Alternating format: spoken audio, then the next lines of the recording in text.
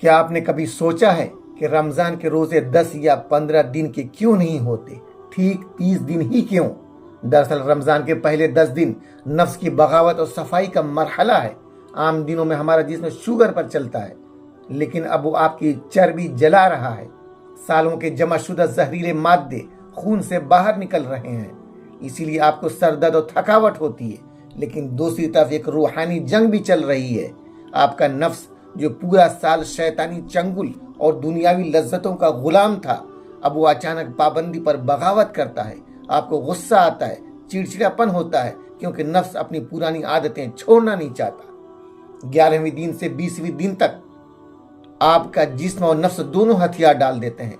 یہاں شروع ہوتا آٹوفیجی کا جادو۔ آپ کا جسم بھوک کی وجہ سے اپنے ہی اندر کے کینسر پیدا کرنے والے بیمار خلیوں کو توڑ کر نئی توانائی بناتا ہے، فاسد حصوں کو مکمل طور پر صاف کرتا ہے، اور معدہ و جگر اپنے زخموں کی مرمت شروع کر دیتے ہیں۔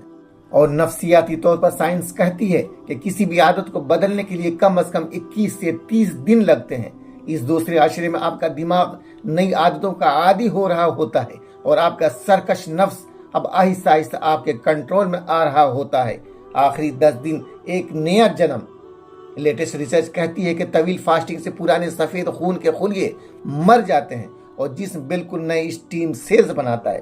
آپ کا امیون سسٹم 100% نیا اور ریسیٹ ہو جاتا ہے۔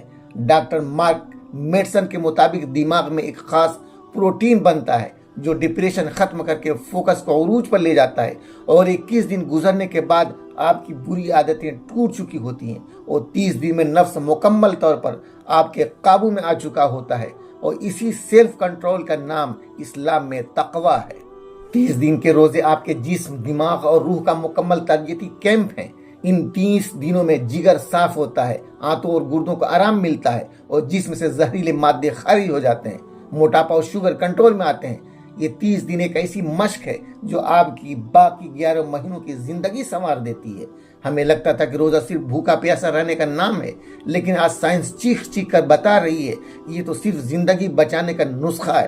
ذرا سوچے، جس رب نے ہمیں پیدا کیا ہے وہ ہماری رگ رگ سے واقف ہے۔ وہ جانتا تھا کہ ہمارے جسم اور روح کو کب اور کتنی صفائی کی ضرورت ہے، اس لیے اس نے یہ 30 دن ہمارے لیے فرض کر دیے تاکہ ہم دنیا اور آخرت دونوں میں کامیاب ہو سکیں۔